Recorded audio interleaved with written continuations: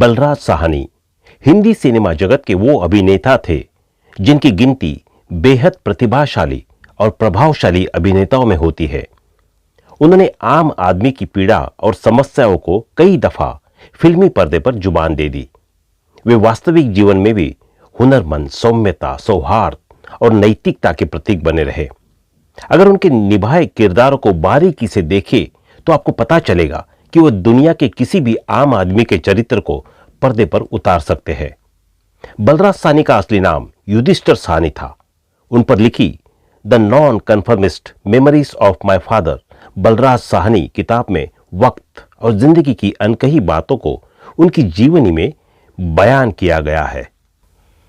बलराज साहनी का जन्म 1 मई 1913 को पाकिस्तान में हुआ था। उन्होंने लाहौर यूनिवर्सिटी से इंग्लिश लिटरेचर में अपनी मास्टर डिग्री की थी। इसके बाद वो अपने परिवार के व्यापार को संभालने के लिए रावलपिंडी चले गए थे। उन्होंने 1938 में महात्मा गांधी के साथ मिलकर भी काम किया था। गांधी जी से मिलने के बाद वो बीबीसी लंदन हिंदी को ज्वाइन करने इंग्लैंड चले गए थे।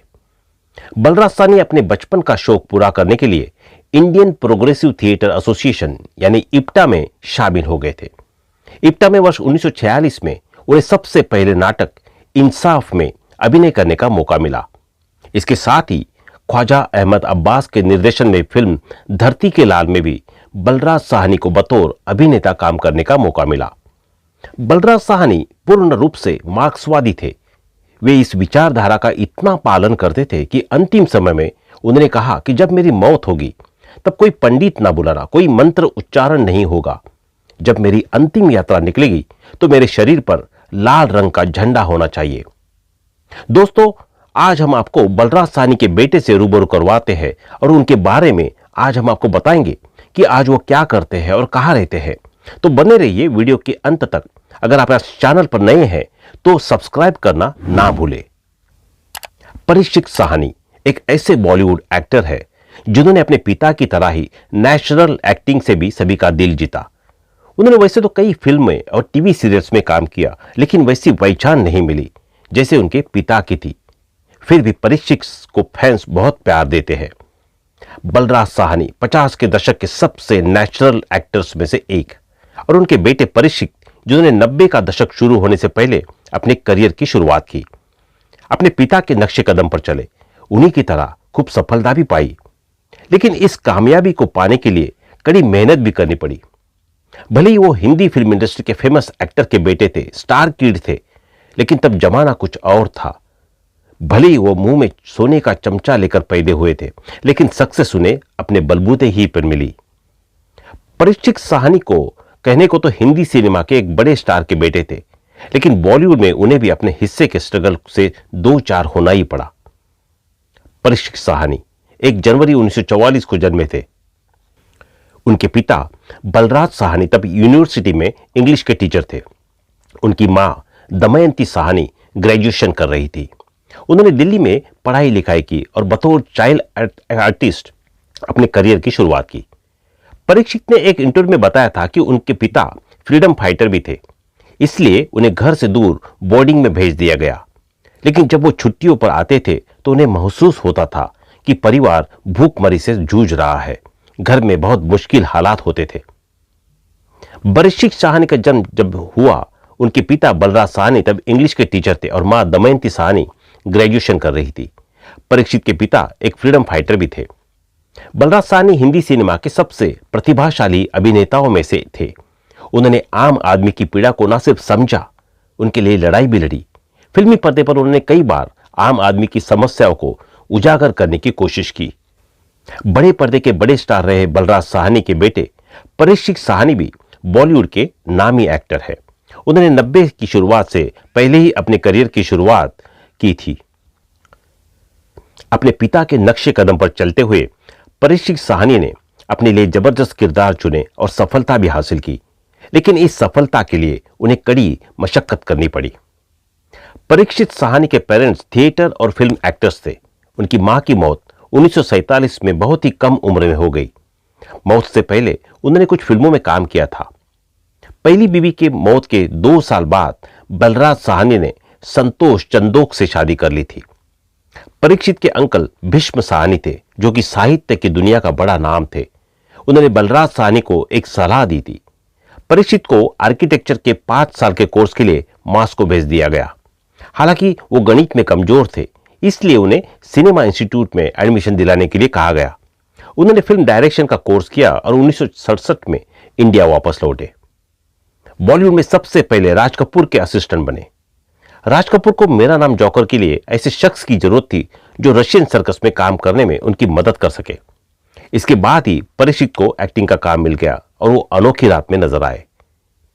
बदल लिया था नाम, बन गए थे अजय साहनी।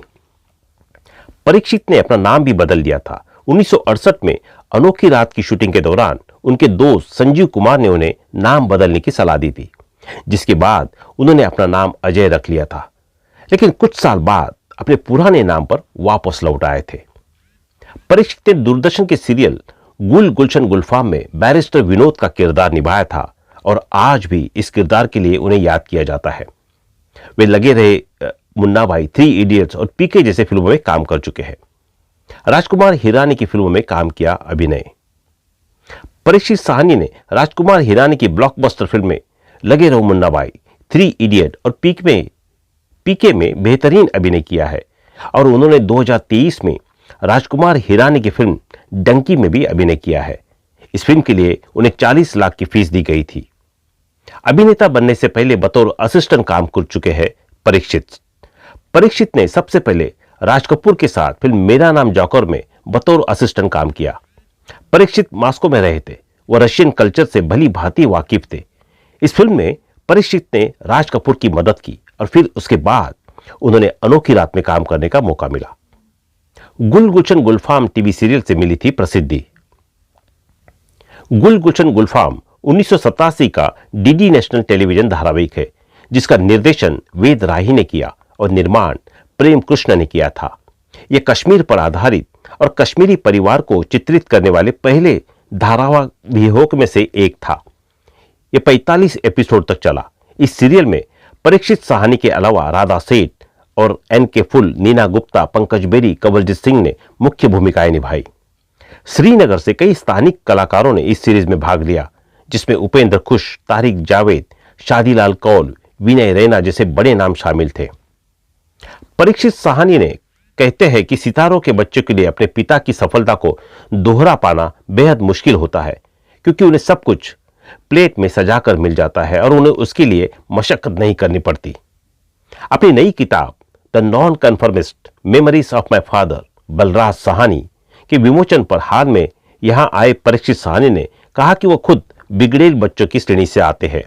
उन्होंने कहा कि इंडस्ट्री में बड़े सितारों के बच्चे के अपने पिता जैसा मुकाम हासिल नहीं कर पाने की आसान वजह यह है कि वो उस परिश्रम के दौर से नहीं गुजरते। सुनील दत्त, अमिताभ बच्चन, धर्मेंद्र, उनके अथक मेहनत वाले सफर को देखिए। अभिनेता ने कहा कि या मेरे पिता की जीवनी पढ़िए और देखिए कि इस मुकाम तक पहुंचने के दौरान उन्होंने किस कदर मेहनत की। इन चीजों ने उन्हें बनाया। उन्होंने जिंदगी के दोनों पहलू देखे हैं। उन्होंने कहा कि दूसरी तरफ सितारों के बच्चे सर्वश्रेष्ठ स्कूलों और कॉलेजों में जाते थे। परीक्षित ने अभिनेत्री दीप्ति नवल के साथ बातचीत के दौरान कहा कि हम बिगड़ेल बच्चे थे। अभिनेता ने यह भी कहा कि अभिनय को लेकर उनके अंदर वो जुनून नहीं था जैसा उनके पिता में था, इसलिए उन्होंने कभी किसी को अच्छी भूमिका की पेशकश न करने के लिए दोष नहीं दिया। लोगों द्वारा दोनों के बीच तुलना करने पर परीक्षित ने कहा कि उनके पिता एक अलग स्तर के थे और जो लोग ये तुलना करते हैं उन्हें जानना चाहिए कि एक जहां रेस का घोड़ा है तो दूसरी जगह गधा है। परीक्षित साहनी आगे कहते हैं कि उनकी गिनती में बिगड़ेल बच्चों की लिस्ट में होती है। उन्होंने कहा कि फिल्म इंडस्ट्री के बड़े सितारों के बच्चों के लिए अपने पिता की तरह मुकाम हासिल कर पाना आसान नहीं है। इसकी सबसे बड़ी वजह यह है कि वो अपने पिता की तरह परिश्रम के दौर से नहीं गुजरते थे। उन्होंने कहा, आगे बताया कि एक बार मेरे पिता ने पहली बार मुझे सिगरेट थमाते हुए कहा था कि ये ले मेरे साथ सिगरेट पी, पीठ पीछे कभी मत पीना। मैंने पहली बार बियर भी अपने पिता के साथ पी। वो मेरे लिए मेरे दोस्त जैसे थे, लेकिन कई बार मैं अच्छा बेटा नहीं बन पाया। मैंने बहुत सारी गलतियां की है। बलराज साहनी फिल्म इंडस्ट्री के पहले नेचुरल एक्टर माने जाते हैं। लोग उन्हें एक महान एक्टर कहकर संबोधित करते हैं। मगर बलराज साहनी वो नाम है जिसे कभी भी सिर्फ एक एक्टर तक सीमित नहीं रखा जा सकता। बलराज साहनी एक राइटर थे, कम्युनिस्ट थे और जर्नलिस्ट भी थे। इसके अलावा बहुत ही कम लोगों को यह पता होगा कि वे एक शानदार स्विमर थे। झील हो, नदी हो या फिर समंदर हो, उन्हें गहराई की परवाह नहीं थी। उन्हें बस तैरने से मतलब था।